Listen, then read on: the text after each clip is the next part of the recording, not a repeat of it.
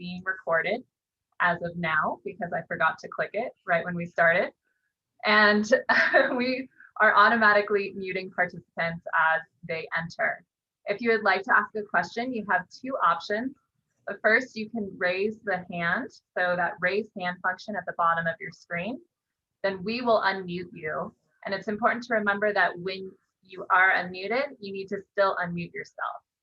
If you don't want to use that raise hand feature, you can always use the Q&A feature. I see that Gareth has already started it. Thank you, Gareth. So we are going to go in order at the end of the presentation. We'll start with the Q&A questions, and then we'll go to unmuting individuals who have questions. I would ask that you please introduce yourself if you're going to speak up. Great. And next slide. Okay, we're going to get started by doing a poll. So we want to learn a little bit about you. So I am going to launch this first poll to help us answer who is listening.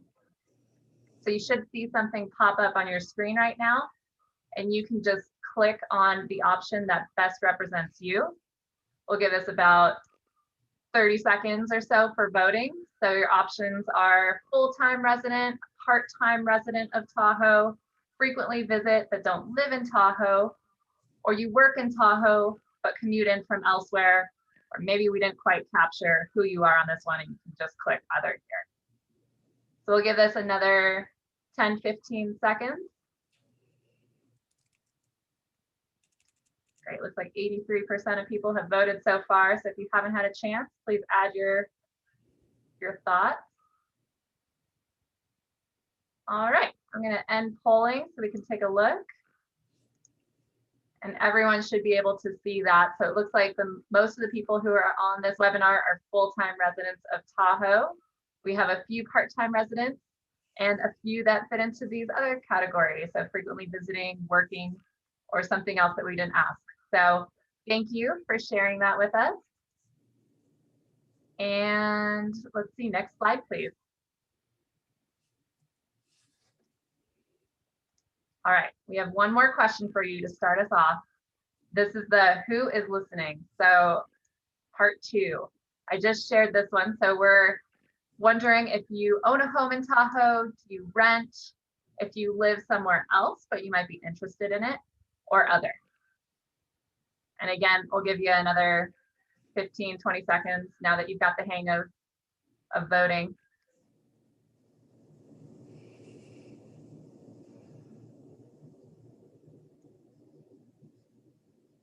Excellent. All right. Looks like we have 85% of people voting.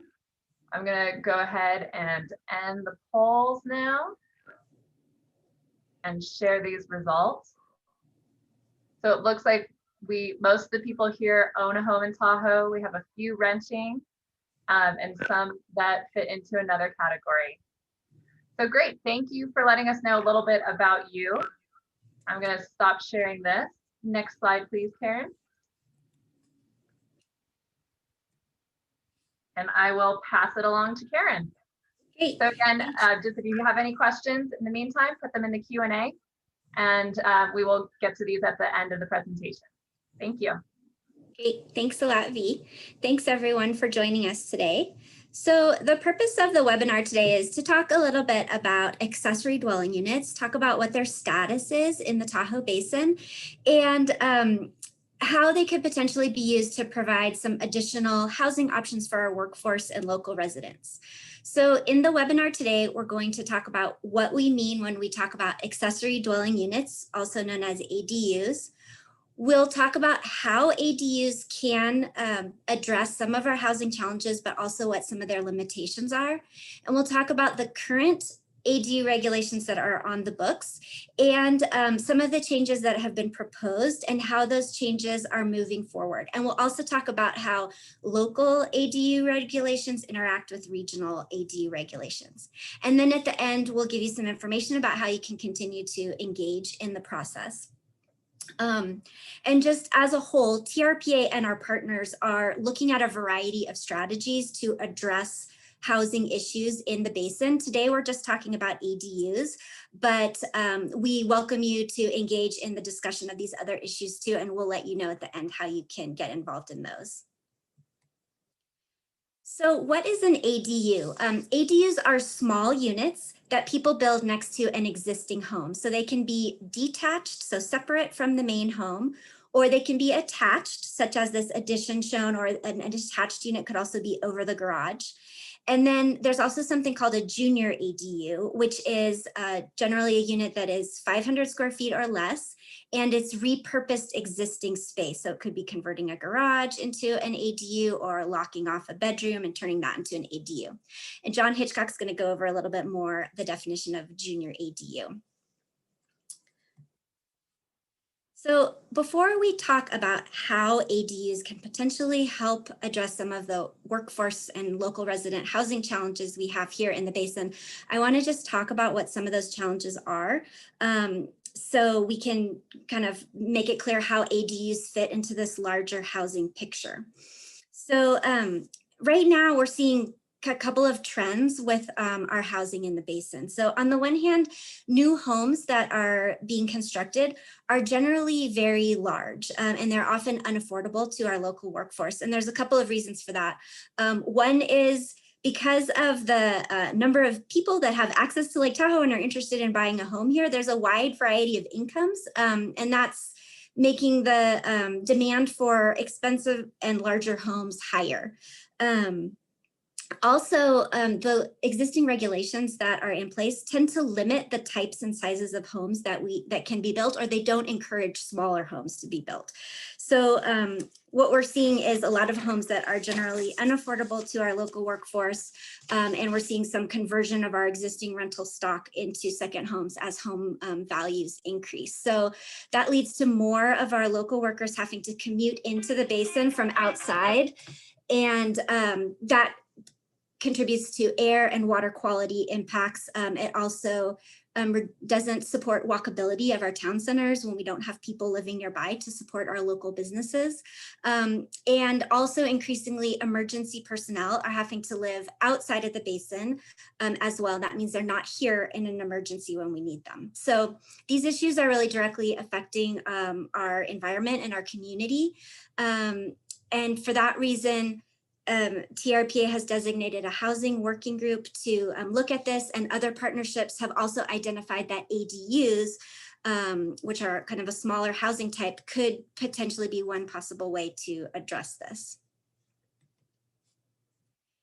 So how do people generally use ADUs? So we can look to other areas that have allowed accessory dwelling units for many years. And in a lot of these areas, there aren't a lot of restrictions on ADUs, so we can see how they're used. For the most part, the majority of ADUs are used as someone's primary residence, usually as a long-term rental. They can Within that group, they're often used to house family members. So maybe an older parent who wants to live close to their kids, but they still want privacy and independence so they can live in the ADU.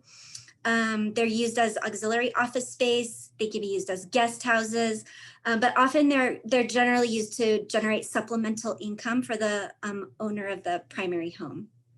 And TRPA's focus and the focus of a lot of the partnerships that are looking at housing is really to potentially use ADUs to help support our workforce and local resident housing.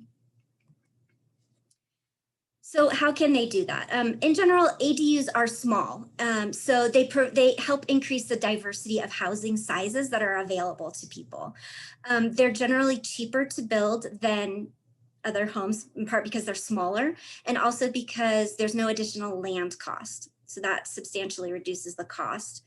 And they're a way for the private market to provide housing quickly. So we have been seeing some affordable housing projects coming in, which is great. Those can take longer to permit and build. There are some limitations though. So in other areas that have been allowing ADUs, generally about 1% of homes, existing homes, add on an accessory dwelling unit. Also, in the Tahoe Basin, accessory dwelling units require a development right. So just like a single family home, they need to get a development right to be built, and those are limited. TRPA does make bonus units available for ADUs that qualify. So if the owner of an accessory dwelling unit deed restricts that unit to affordable through achievable income levels. So that means the person living in the unit needs to be a local resident and they need to meet certain income qualifications. And if that ADU is within a certain distance of transit, they can get a bonus unit. There's about 400 bonus units left that can be used to incentivize ADUs in the basin. So I mentioned that we have a working group that's focused on housing. TRPA's governing board designated a committee of the Advisory Planning Commission as the Tahoe Living, Housing, and Community Revitalization Working Group. So there's about 21 stakeholders on this group.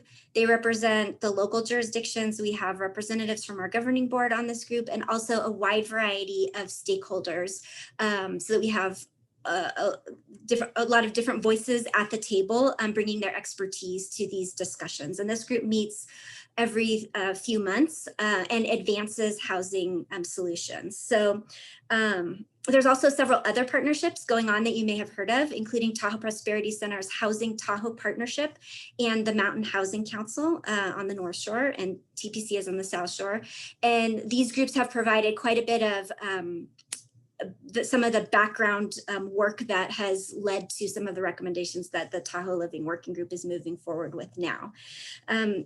This Tahoe Living Working Group is really focused on TRPA's regulations and how TRPA can help support the local governments as they're working towards meeting their housing needs, and also how these housing solutions can ensure that we're meeting our environmental thresholds. These meetings are totally open to the public as well, and we really encourage the public to take part in the discussion. Okay, so now I'm going to talk about what are the current ADU regulations in Tahoe, and focusing on TRPA's regional ADU regulations. So currently, ADUs are only allowed on parcels that are 1 acre or greater in size. And there's a few exceptions to that, but in general, that's the regulation in Tahoe. Where they are allowed, we allow 1 ADU per parcel. As I mentioned, they require a development right.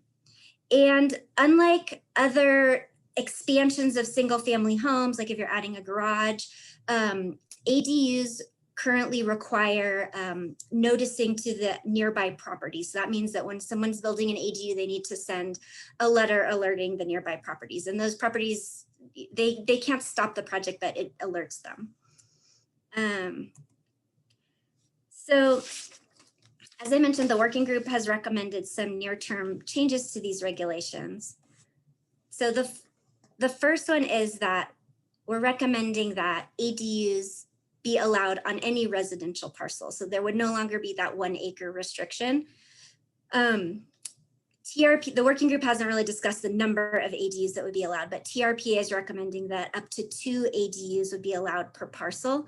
This would allow the California jurisdictions to be consistent with California law that requires local jurisdictions to allow 1 detached accessory dwelling unit and 1 junior accessory dwelling unit per parcel. And then with permitting, we're trying to help promote workforce housing and make it as easy to build workforce housing as it is to build other types of, single family and second homes.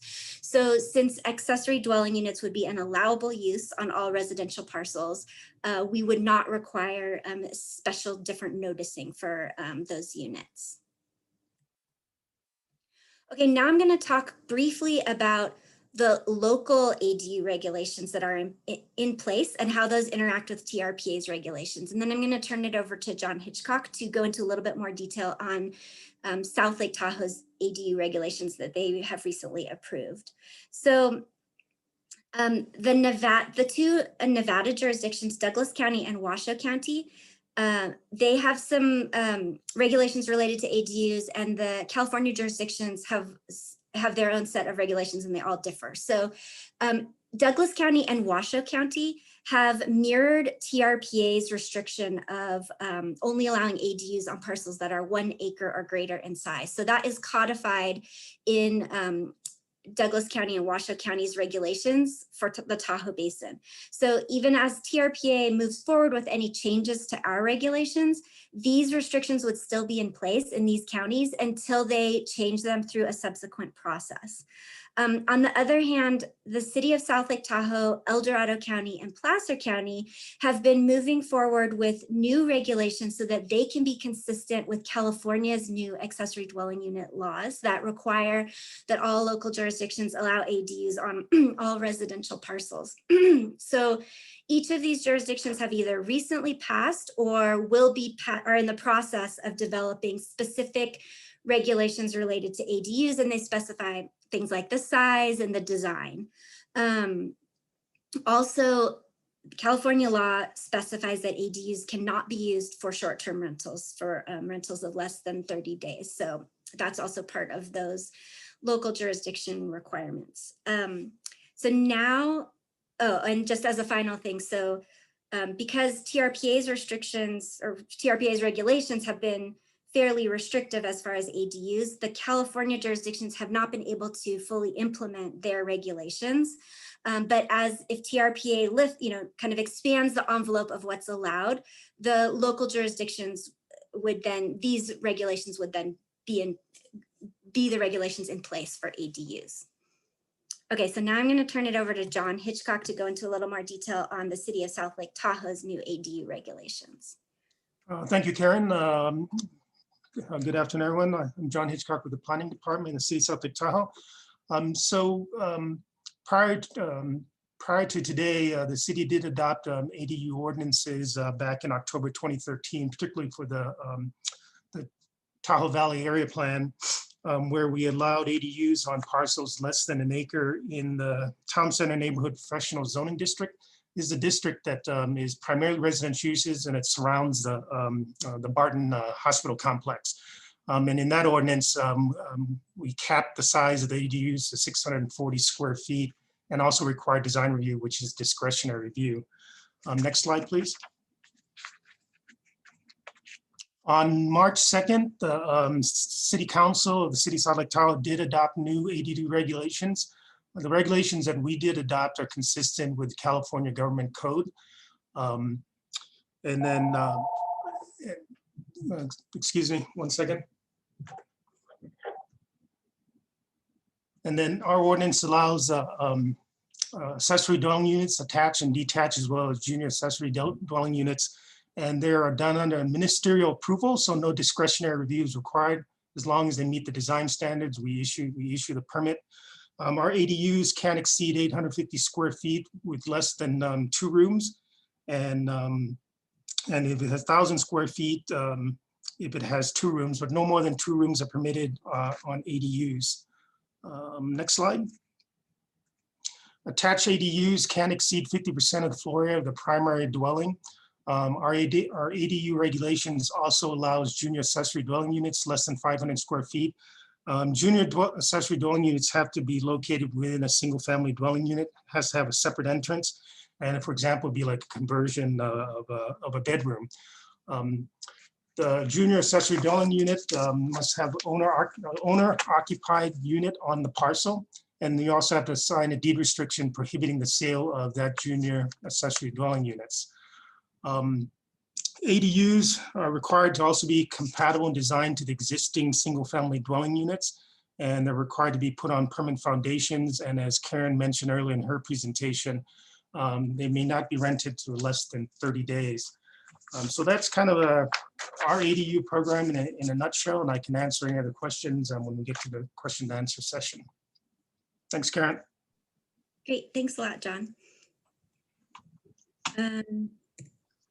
Great, so just to reiterate, we do have the other local jurisdictions on the call as well, and each of their regulations, particularly on the California side, differs a little bit, but we wanted to have John present as an example of some of the regulations that are on a California jurisdiction side and that have been recently approved. So thanks, John.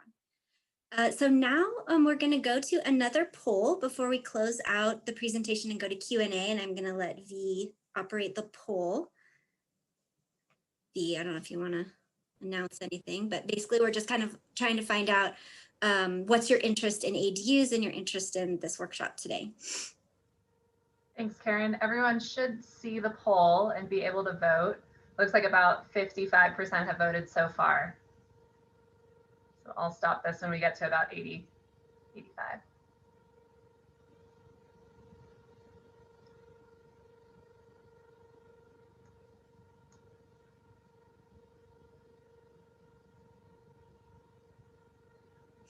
Great, maybe another couple seconds. You haven't voted yet? And I will end the polling right now.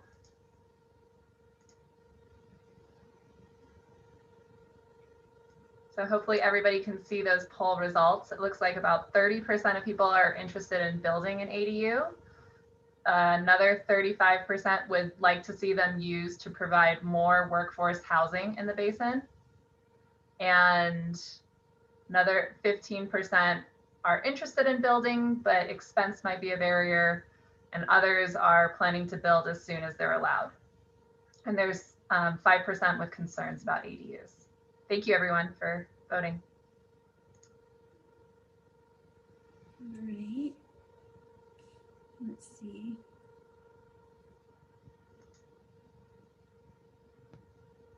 Now we have one more poll.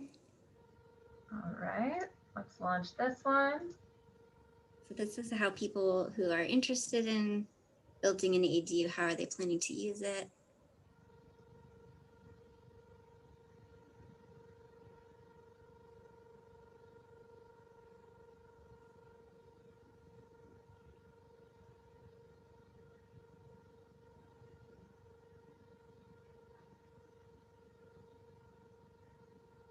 Great, we've got about 55% of people voted. So if you haven't voted yet, please take the next 10, 15 seconds to vote.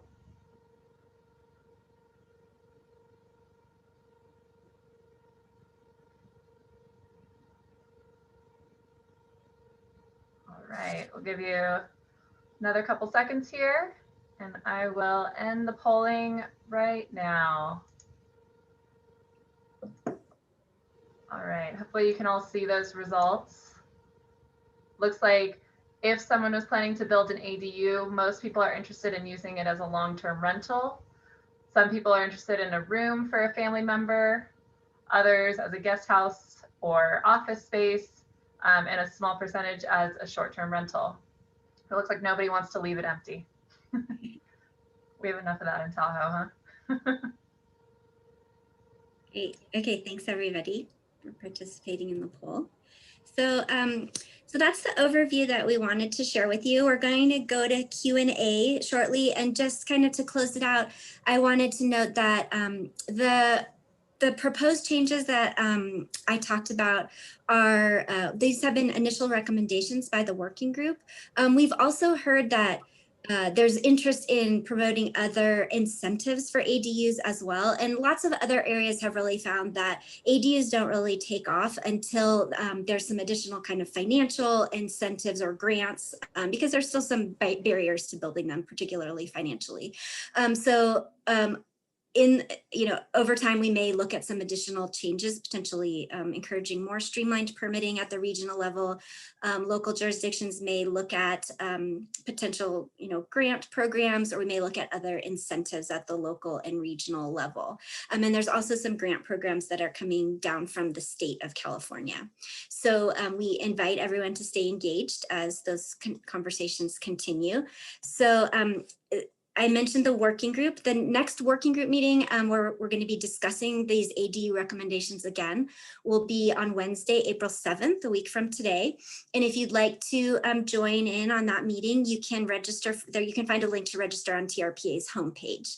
And as I mentioned, those meetings are totally open to the public. And if you'd like to stay involved and hear about upcoming meetings and issues that are moving forward, you can join our housing mailing list. And if you'd like to be added to that mailing list, the best way to do that is to email me directly, and I can add you to the list. And you're also welcome to check out our housing webpage, and the URL is there at the bottom. So Now we're going to go to Q&A. And as V mentioned earlier, we'll start with questions from the Q&A box. So feel free to type your question in the box, and you can type it in either English or in Spanish. And then we'll go to raised hands, and you can ask your question in English or Spanish as well. So thank you, everybody. Let's go to Q&A. Great. Thank you, Karen, and thanks, John, for presenting. We are getting quite a few questions about coverage, and Gareth actually started us out with a question of can someone exceed their IPES score coverage to add an ADU? So with the current proposal that's moving forward, this is a pretty basic proposal, and we're just focusing now on allowing ADUs. And at the regional level, we're not looking really at changing any of our other regulations. So ADUs would still be subject to the same coverage requirements. So you wouldn't be able to exceed the coverage that's allowed by your IPES score. Great, thank you. And let's see.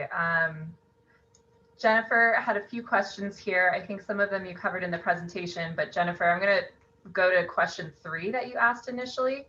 She said, what are the permitting and other fees that someone is going to need to be responsible for in order to construct an ADU? And she gave us an example, SDPUD, site assessment, permit, etc. Is there any sort of like waiver or reduced fees to incentivize the building?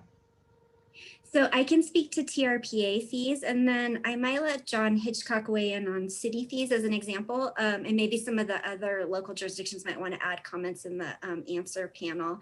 But currently TRPA waives application fees if the ADU obtains a bonus unit. So if it's deed restricted for affordable through achievable housing.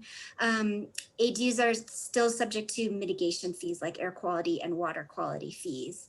And that would pretty much be the extent of TRPA's fees, I believe. And then again with SDPUD, they would need to get sewer units through SDPUD as well, or through the other sewer districts basin-wide. In South Shore, SDPUD does have a program allowing the free transfer of a unit if it's going to a deed restricted affordable unit. And John, I don't know if you want to add into that on the city's fees at all. The ordinance we adopted doesn't have any fee waivers. The applicant would still be required to pay the standard building permit fees. Great. Thank you both. Let's see. I know we have Brendan here from the county, and Hannah Schaefer was asking, how do the new ADU regulations impact existing coverage restrictions in the county? Hannah, I think you're referring to El Dorado County, but feel free to just type in the chat if you mean a different county.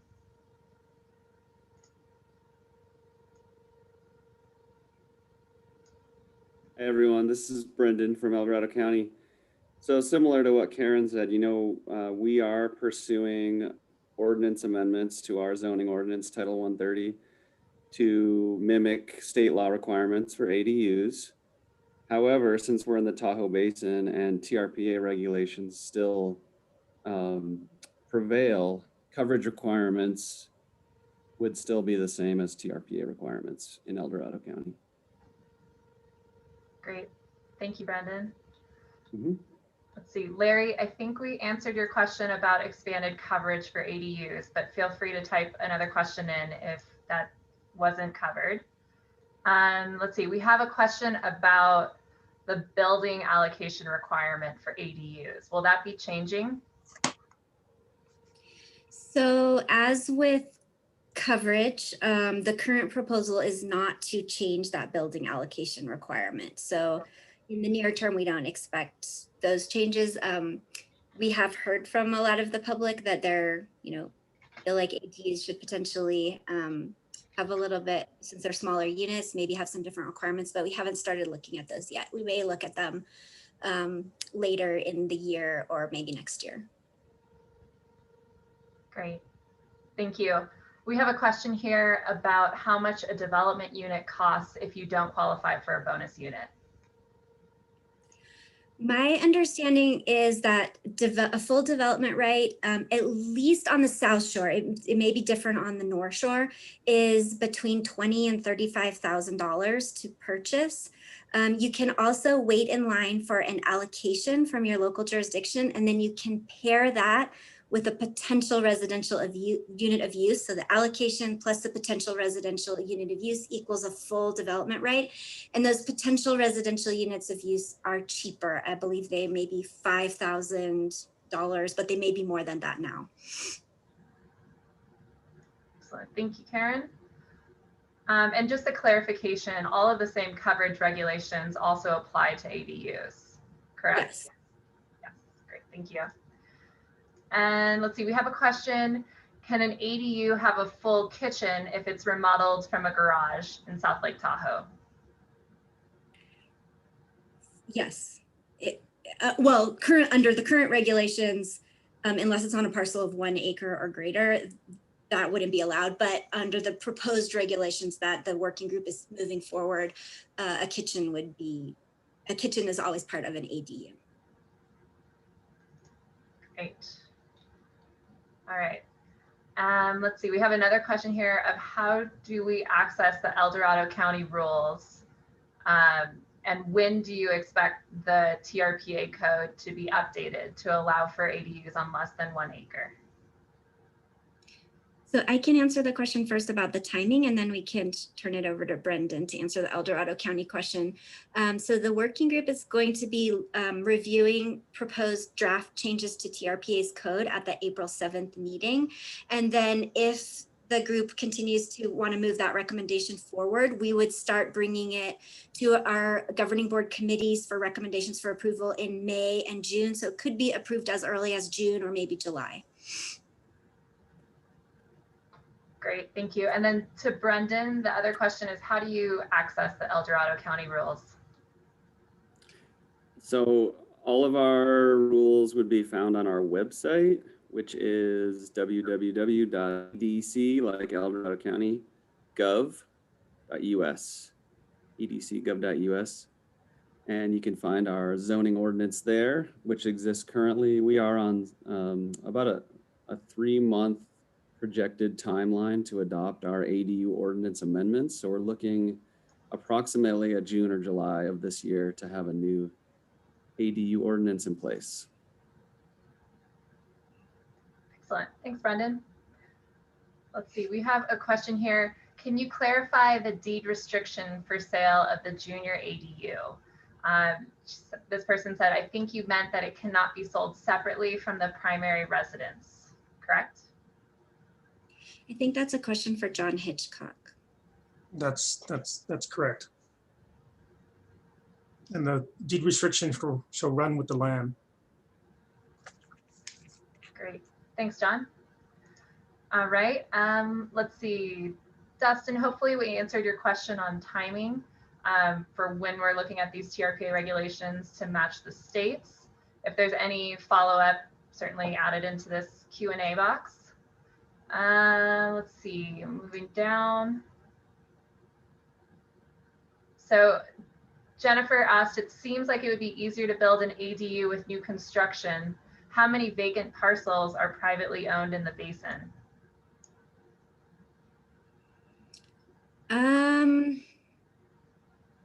I'm not exactly sure how many vacant parcels we have, but I believe it's around, for single family and multifamily together, maybe around 6,000.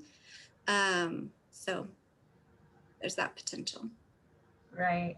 But you might again, also want to touch, Karen, a little bit on the regional plan and promoting redevelopment and how this fits into that. Yeah, well, actually, I just also kind of wanted to add on to that, those vacant parcels, you know, many of them come with a potential residential unit of use. And then as the every 2 years, TRPA distributes those allocations to the local jurisdictions, and then those vacant parcels are eligible for those allocations.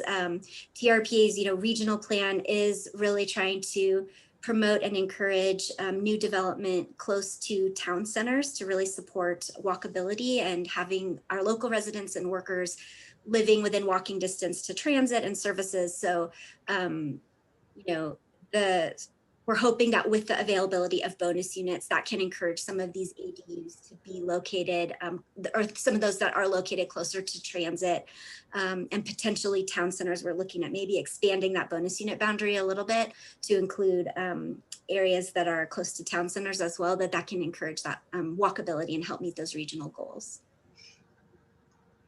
Thanks, Karen. I saw Dustin had a follow-up question about timing. And he was asking, is there any reason why the TRPA regulations won't be updated to match the state? Is it just a question of when that might happen?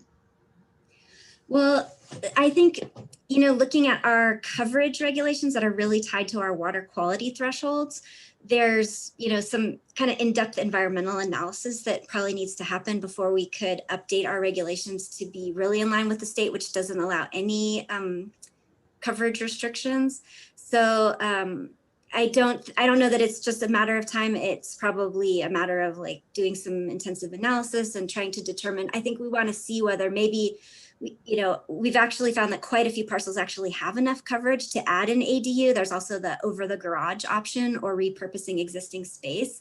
So I think we'll see how it goes, you know, if ADUs are able to be used as workforce housing under this current proposal. And if they need further incentives, then we can continue to look at that. Okay, great, thank you. We have a question, would we need an allocation to build an ADU? So you would need either an allocation paired with a potential residential unit of use, or you would need a bonus unit. Great, thank you. Shauna had a question here of how do I find out what my score is and what coverage is allowed based off the score? So you can go to TRPA's parcel tracker, which is at ltinfo.org. Your parcel might already have a score. If not, we have, there's a way to apply to get to determine what your score is through our permitting page, your TRPA's permitting page. Great, thank you. A question on parking. Are you required to provide a separate parking spot for the ADU? So each of the local jurisdictions has their own parking requirements. So it's going to be a little bit different for each jurisdiction. But I can speak a little bit to or John, do you just want to go ahead and answer that for maybe the city and maybe California? Oh yeah, under the city ordinance, it's one off-street parking per each accessory dwelling units, but then there's exceptions to that. If you're, say, converting a garage carport to accessory dwelling unit, then a new parking space is not required. And then also, if the accessory dwelling unit is within 1/2 mile walking distance of public transit, a parking space is not required. Or if it's in a historic district, parking space is not required. So there are some exemptions. Great, thank you both. Let's see, we have a question here about affordable housing. Sharon writes, I've been hearing about the St. Joseph's Land Trust sale properties. How does this fit into the affordability of homeownership for locals? I think that one of the main ways that this helps support affordability is that it really provides some more housing options for people. So as I mentioned at the beginning, when we don't allow things like accessory dwelling units, people really, when they go to build a house, they just try to maximize the size of the house that they can get on that parcel. So that's when we start to see these really large houses that just aren't affordable for locals. So if someone can build, if they have the option to not just build one large house, but they can build one medium-sized house and one accessory dwelling unit that they then rent out to a local, that provides more options. So that's what we're trying to get at with this regulation. And I think St. Joseph is also trying to, when they build new properties, they are trying to build them in an affordable size and affordable purchase price for locals. Great. Thanks, Karen. Let's see, I have one more question here, and then I know that Ronald Yank has had his hand raised for a while, so I'm going to go to him afterwards. But let's start with can 2 ADUs be built on a duplex property with 2 backyards? Can 2 ADUs be built on a duplex property with 2 backyards? I can answer that. Okay, great. If it's multifamily, so it hasn't been subdivided, you can have up to 2 detached accessory dwelling units, 800 square feet in size, but you have to meet the setback requirements of at least 4 feet from the side yard setback and rear setback. That's our ADU ordinance. Yes, it could be it might differ a little bit for the other jurisdictions, John, or is that based on California's rules? Based on California rules. Okay, so it's probably similar for the other California jurisdictions. And then if you convert space within a multifamily development, you can you can have accessory dwelling units in that manner too. You can convert storage space, boiler rooms, passageway, attics, and basement or garages into accessory dwelling units. It just has to comply with the state building standards for a dwelling. But so a multifamily, so if there's a duplex, would they be allowed one? Did you say they would be allowed 2 detached ADUs, or would they be allowed 1 detached ADU and 1? 2 detached. 2 detached. Okay, and under the California regulations, additional junior ADUs as well. I believe so. So you can convert space within the multifamily unit itself into an accessory dwelling unit, but Okay. it has to meet the state building standards for a dwelling and can't exceed 25% of the existing units. Okay, so that is a place that with the TRPA code that we have proposed, just to make it simple, we've only proposed 2 ADUs per parcel, including for multifamily. So that differs a little bit from what the California jurisdictions are allowed under California code. Well, I can look into this a little bit more. It's because under multifamily, it says accessory dwellings are permitted in multifamily residences, and there's 2 options. One is converting space within a multifamily development, and the other one is limited detached. I can do a little more research on this, whether it's either or. Okay. Thanks. And there's quite a few questions that I know we're not going to be able to get to since we are getting near the end of our time here for 12:45. But this is something, in addition to some of these other questions that you've asked, we can type them up and send them out following this presentation so that you guys get answers to your questions. But with a minute left here, Ronald, I am going to allow you to talk. So you just need to unmute yourself, and then you should be able to. Yeah, Karen, I know California, its statute does not require ADUs to be available for low income or workforce housing. But I have a hard time believing that anybody in the state would be upset if Tahoe Basin, i.e. TRPA, required that ADUs be deed restricted to low income or workforce housing. Where is staff headed on this?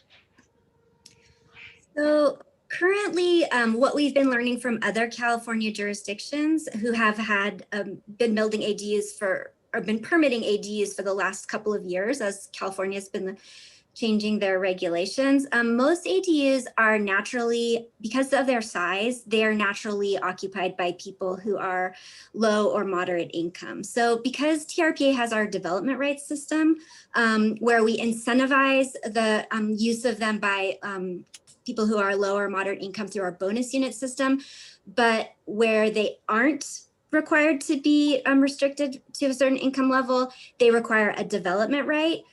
We feel that that is going to still incentivize more homes to be used as workforce housing, because even if they take a development right, that's a development right that otherwise probably would have gone to a large single family home, and now it's going to a small ADU. So even though it could potentially be used for people of higher income, since it's small, it's probably going to be used for someone of, a lower income.